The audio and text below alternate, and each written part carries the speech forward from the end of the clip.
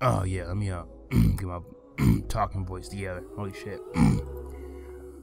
How is everyone doing at this point in time? This is that one irrelevant nerdy coon known as the MustyMoonCriket, and I haven't put a video out in a short while. I don't know. I actually have no clue why I haven't made a video. I've been playing an ass load of games, and I just haven't been recording any footage. So I'm gonna be playing some catch up during this gaming drop coming up real soon. But yeah, bump all that noise. I'm gonna be talking to you about nice, fucking British out of nowhere. What the hell is Australian? What the fuck that come from? Talk to you about a nice little game I like to call Rise of the Tomb Raider. This is a special review for the MustyMoonCriket. This is the sequel to the first shitty review I made on this channel. Rise of the Tomb Raider is the second installment of the reimagined Tomb Raider that released in 2013. You know how Lara Croft used to be in the past. She's all big boob and crazy and double pistols. You know, this is the sequel to the bow wielding Lara Croft. You know, you guys know what the fuck I'm talking about. I don't know why I'm elaborating on the subject. Makes no sense. But anyway, yeah. So this game was developed, of course, by KrustyDaKoon, who developed the previous Tomb Raider and all the other fucking Tomb Raider games that I've looked up. They developed. They fucking made all the Tomb Raiders, whatever. And it was published by Square Enix, who published, the Final Fantasy series, Life is Strange, and Hitman, and all that good shit. But I played the remastered Tomb Raider, the definitive edition for the Xbone, like months ago, and I enjoyed the shit out of it. So I knew going into this sequel, it was highly unlikely for me to shit all over this game. But yeah, the reason this game took me personally like so long to beat is solely because this game decided to release alongside something I can't even fathom why I released alongside this game, but they released, alongside Fallout 4. I mean, how the hell did they expect to sell any copies doing that? But you know what? Bump all that noise. Yeah, they 100% shot themselves in the foot with that one. I'm sure Microsoft threw some cheddar at Square Enix to make it an exclusive for the Xbox One, and they fucked themselves in the end because it just released alongside Fallout 4. So everyone's just gonna buy Fallout 4 and pick up Tomb Raider when it goes to all, platforms in the future. I mean, but let me just stop. Let me shut my mouth because I haven't, I have no marketing experience. Only thing I have marketing wise is I took some blow off class in 10th grade. But yeah. So enough of all that bullshit. Let's talk about how this beautiful game, known as the Rise of the Tomb Raider. I don't know if I even made a, comprehensible, what the fuck am I saying? Comprehensible sentence right there. Comprehensible. Coon. So we don't know how to fucking talk. I'm making my race look horrible. I'm bringing this back centuries. Anyway, alright. So, as usual, we're gonna start things off with the presentation of the game. Okay. I need a moment of silence for how beautiful this game is for the Xbone. Okay, that's good enough. That's enough time. This game looks absolutely fucking astonishing. I haven't even used the word astonishingly in my life once. I just popped the cherry on that word right now on this game. Everything in this game is pretty as fuck. The snow is pretty, the grass is pretty, the sun is pretty, the moon is pretty, the men are pretty. That was gay, I'm kidding. The men are kind of pretty though, like no weird shit. I mean, I love women, but I mean, like this dude I came across, Jacob, that's a pretty motherfucker. I mean, he's a good guy. I'm not gay, that's weird. Anyway, but I was gonna add Laura to the, the pretty category, but I realized calling Laura, she's more than just pretty. If I call her pretty, it's an insult. I would feel bad. Lara Croft in Rise of the Tomb Raider is a bad bitch 3000. I don't even know what the hell a bad bitch 3000 is, but you know what I mean by that. She breaks the scale of sexiness. And not trying to sound like a weirdo. I know she's a video game character, and she's not a real person. Trust me, I'm not one of those nerds who get so lost in their virtual worlds that they lose grasp on reality and start feeling connection to these fictional characters. Anyone who has that problem, I'm sorry, I'm not trying to offend you, do your thing. If you want to jerk off to Yennefer of Venusberg or Miranda Lawson from Mass Effect, do your thing, I'm not going to judge you. But yeah, back on the topic. Rise of Tomb Raider played at, I'm almost positive, I'm not too good with game specs like this. I'm not trying to sound like I am, I'm not trying to front like that. I'm almost positive it plays at 1080p, 30 frames per second. For the majority of the game. I mean, every now and then it has frame dips. Like it becomes like a big, getting explosive set pieces and the frame rate may drop a little bit. But for the most part, the game stays at about 30 frames. That's what I've noticed. But lately I've been playing games with my headphones on, like, you know, I got some Turtle Beaches out gonna rock while I play, and you know, the game sounds absolutely fucking wonderful. I mean, there's been a couple times I literally jumped out of my fucking seat when like a fucking tiger attacked me or something. That shit got pretty crazy. But yeah, wrap things up on presentation. The guns go bang, explosives go boom, you know.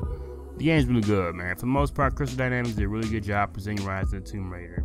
And they may look good as hell on, like, you know, let me just hit my air quotes real quick. You know, the casual, underwhelming piece of shit Xbox One. But yeah, moving on. We're gonna move on to the story. Now, moving on to the story of Rise of the Tomb Raider, you are now a more seasoned Lara Croft. You know, you're not like, you know, that, you know, scared British girl, you know, who killed her first man in that game. No, man, this Lara Croft's motherfucking body motherfuckers left and right. This is not an origin story no more. Laura's main focus in this game is to make her daddy, I think Richard Croft or Lord Croft, whatever the fuck this dude's name is, to make him proud and bring credit to his name by venturing out and finding this thing called the Divine Source, which is some type of ancient artifact that basically grants you eternal life. So yeah, you set up with the homeboy Jonah to seek out this Divine Source, and let me just, okay, real quick, let's take a little side, that's intermission, you know what I'm saying? Pause, no, I don't like that. Time out real quick. Alright, yeah. Let me take a minute to talk about the homie Jonah. What the hell is this dude's race again? Like, what's his nationality? I thought he was like Hawaiian, you know, in the first game by the way he looked. But that assumption just got all fucked up when I saw him in this game and he had that nappy ass fro going. Like, did he evolve into a coon or something? Like, what the hell happened? Did he catch some kind of disease that made him into a jigaboo? Like, what the fuck? I don't. Anyway, you know, that's the biggest mystery of the game right there. Matter of fact, fuck that. Another huge ass mystery of the game is why they decided to bring back that synthetic fucking bootlet, you know, as a sole returning character. You know, why did they do that? I thought for a second Laura was throwing it back for him at the, you know, at the Croft Mansion, but that theory was easily assassinated when I saw that motherfucker is friend zoned to the point of no return. Like, why didn't they bring back her? She had like some kind of Asian friend at the first game, you know, in the first game. Like, I don't have a problem with Jonah. I just want to know why. Like, why they chose him out of anyone, you know? I don't know. They could brought like somebody else. Fuck it. Jonah straight. Anyway, whatever. Back to the story. Laura is seeking out the Divine Source to make her, you know, dead father proud for whatever good that does. No disrespect to Laura. I don't know, but why the fuck you care? That's dead. Okay, I'm a dick. Alright, never mind. But of course, just going across the world, you know, and traversing these hazardous environments and exploring these dangerous tombs isn't enough. There obviously has to be some giant ass corporation named Trinity who's also searching for the exact same thing you want. And you know, they completely get in the way. So yeah, Laura Crum, oh yeah, while I think she's in Syria. I don't know where the fuck she's at again, I forgot. But while you're in wherever you are in the game, you come across natives, oh my gosh, natives from the land that, you know, they come and they help you out and you help them out in their struggles, you know, basically to help you try to find Divine Source. You're helping them drive off these invaders from their land and all that good shit. Whatever. The story of Rise of the Tomb Raider is an enjoyable one, you know. It has a couple twists and reveals that are pretty interesting. It might keep, you know, the average player invested. But Laura, you know, as a character, she has evolved. And she seems more confident and motivated, you know, to complete her objective in this game. Like, she seems driven. Like, you know what I'm saying? Like, she kind of like, yeah, you cool and everything, but, you know, I'm trying to get this motherfucking Divine Source, so I don't got time for your games right now. But anyway, yeah, the villains in the game, not to spoil anything, they're pretty typical. You know, they think what they're doing is right, and, you know, they view you as the bad guy, you're the one getting in the way, and, you know, they think that what they're doing is going to make the world better. You know, nothing too mind-blowing. The story of Tomb Raider is good. I enjoyed it more than the first one. The first one was good, too, but I enjoyed this one a little more. But I'm going to say, personally, you probably won't get super invested in the story. You know, it's a nice addition to the game, though. But, you know what I'm saying, moving on, you know, now we're going to move on to the fun factor of the game, which is, of course, the gameplay. This game is fun as hell. I literally love the way this game played. This game actually doesn't play too much differently from the first Tomb Raider. I think Crystal Dynamics took on that, you know, that route of if the game is broken, then don't fix it, you know, that type of thing. But it plays similar to the first one, but it involves and improves on what made the first one good. One dope thing to add to the game is the instant crafting system. It kind of, in a way, took a page out of the Last of Us book, But that's not a bad thing at all, because that game is wonderful as hell. Like, that game is beautiful.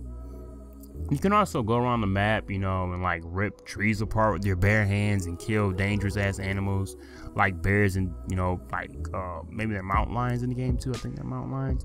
But yeah, kill all these animals for, like, you know, pelts and all that shit, you know, for crafting. That's pretty cool. I like that.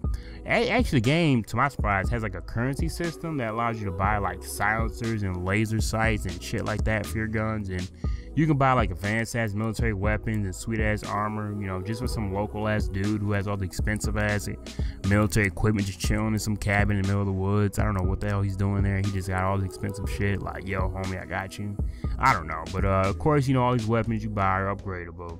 If you want to search the map hard enough, you can find weapon parts to put together, put together, like make a new weapon, or, you know, add shit to your inventory, you know, at the local camp or whatever. But yeah, speaking of campgrounds, those bitches are back, and they act as a place, you know, for Laura to upgrade her skills, weapons, and inventory like in the first one. And they're also marked on the map as a fast travel location, you know, same shit. But Rise of Tomb Raider has its fair share of tombs too, you know, to explore as a nice side activity. And give you something to do, you know, to basically, if you don't want to blow through the story. The tombs are actually marked on the map, so they, you know, they're a little smoother to find rather than kind of, you know, run into them like, you know, previous installment.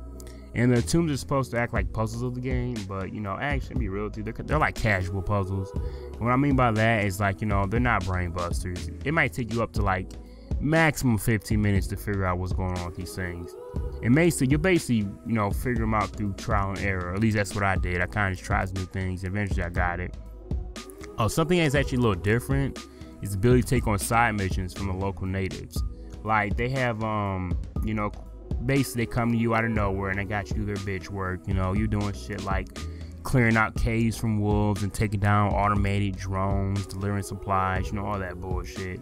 But the cool thing about it, they offer you rewards. They may give you some armor or some, you know, weapon attachment. So in the end, it's worth it.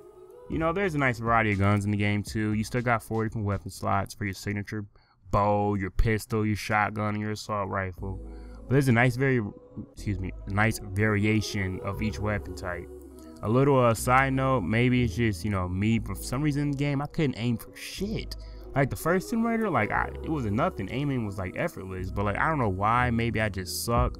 But you know, I just could not aim. Like it would like really be kind of difficult. Like I would hit people and I would miss a lot, like a fucking retard. But yeah, maybe I just suck. But yeah, this game played so great, just so beautiful. I love the side missions and the side tunes. The guns are great. I like how you can, you know, collect currency and buy shit. You know, I fucking love this game. Just simple as that.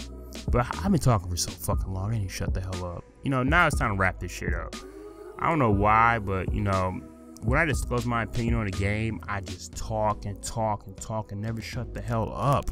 I'm sorry. I just had to, you know, let people know, you know, about a game that I'm playing, and I gotta let people know why the shit that I'm playing is the shit. You know what I'm saying? I don't know if that made sense, you know, but you know, as you can see, I love the hell out of Tomb Raider. You know, it's sad how this game, you know, didn't sell as well as it could have due to the fact that it released next to the beautiful Fallout 4. That game is absolutely, okay, I don't know Tomb Raider review, but that game is fucking wonderful. I'm about to do a review on that game, but I don't know when it's gonna get out, and I'm not tripping about it because I'm playing the shit out of it. It don't even matter. No one's even fucking here to listen to it. It don't matter. I'm putting it out my own time. It's fucking wonderful. But yeah, just you release like if any game, it don't matter what kind of game it is, man. It can be a great game, shitty game, it don't matter. If you release next to that monster, that game's been, you know, anticipated for so long. It's any game that released next to Fallout 4 is gonna get overlooked. You know, it's just how it is. You know what I'm saying? But there really isn't anything I can, like, you know, pick out of this game that I didn't like personally. I mean, the game presentation was fucking astonishing, using that word again. The story, why not something that, you know, will melt your brain or have you thinking about it until the afterlife or something. It's still pretty good. It's enjoyable. Nice, you know, nice addition to the game. And controlling the lore feels good. The weapons feel good. Even though I sucked, you know, with the weapons a little bit, it still handled pretty well, and it was fun to kill people with. So the game overall is 110% worth the pickup. Now, I mean, it's worth the pickup now if you got an Xbox. But if you don't have an Xbox One, you got PS4 and wherever else is coming to later, then it's for sure when it comes to your system, pick it up. I'm telling you, it's a dope ass game. It might come out when next nothing else. If it comes out when no other game's coming out, that game's 110% worth picking up. But yeah, this is once again been the Musty Moon Cricket, bringing you my irrelevant opinion about a game that, you know, currently is holding my attention hostage. But you know, I've been talking for far too long. You know, it's time for me to shut the fuck up. All right, peace. We out this boy.